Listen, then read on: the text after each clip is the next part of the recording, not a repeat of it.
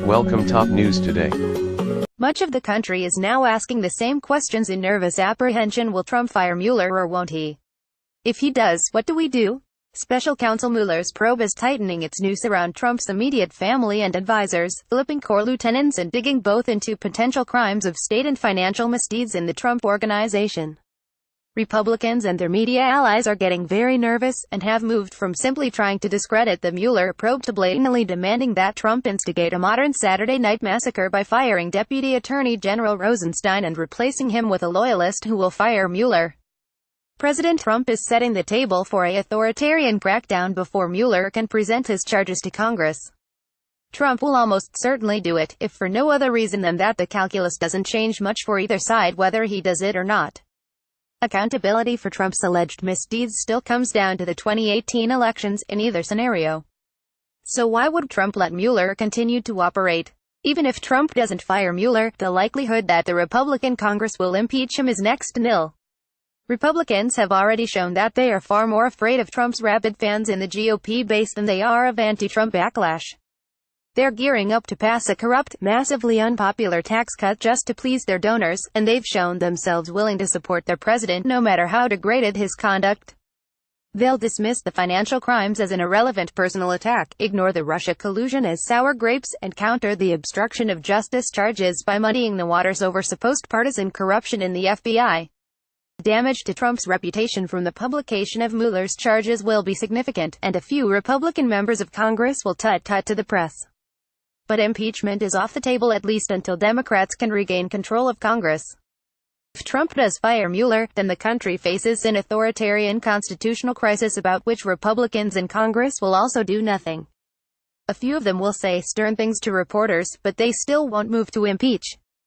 The findings of Mueller's aborted investigation will leak to the press regardless. Republicans will in turn try to survive the fallout and bank all the radical legislation they can before the 2018 election.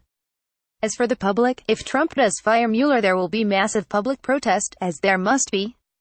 Liberals and decent people may hope that sustained protest will crack Republican resolve and drive Trump from office, much as South Korean protests forced the resignation of President Park Geun-hye in South Korea last year. But this is vain hope. Donald Trump is not the sort of man to abdicate a position of power because people hate him. He relishes and thrives on the hate. If the entire country grinds to a standstill over his personal presence alone, that will only feed his bottomless narcissism. Congressional Republicans won't crack under the pressure, either, and even if they did, Trump would dismiss their pleas for his resignation. Whether Trump does fire Mueller or not, the Republican Party will fall back on the same position they took regarding the sexual misconduct allegations against both Trump and Alabama Senate candidate Roy Moore, that it will be up to the American people to decide their stance on the matter at the ballot box. It seems rather unlikely that Trump will attempt to cancel the 2018 elections and literally install himself as a national dictator. He doesn't have the popularity or the institutional support, and he is feared by neither the political opposition nor the public. It's doubtful that Trump would dare to test the military's loyalty in refusing the inevitable court orders that would ensue from a hostile takeover of democracy itself. And we know that Trump is planning to be a big presence on the 2018 campaign trail. All of which means that Trump isn't leaving office whether he fires Mueller or not. He can't be shamed into resignation, he can't be driven out by protests, and the Republican Congress won't impeach him either way. The only solution to this mess is at the ballot box. If Democrats can retake the House in 2018, then new probes can be set up and impeachment proceedings can begin. Even then, Trump probably won't be forced out. Even if the House impeaches, finding 66 senators to convict will be a challenge. Republican senators facing a deeply unpopular president and reeling from a catastrophic midterm election might be persuaded to convict Trump if Pence could be left in his place, but they obviously won't cooperate in installing a Democratic Speaker of the House in the Oval Office.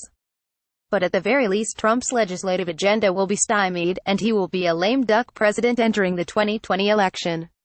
Nervous Democrats should spend a little less time worrying about what Trump will do to Mueller, and more time figuring out how to make the maximum impact at the voting booth in November.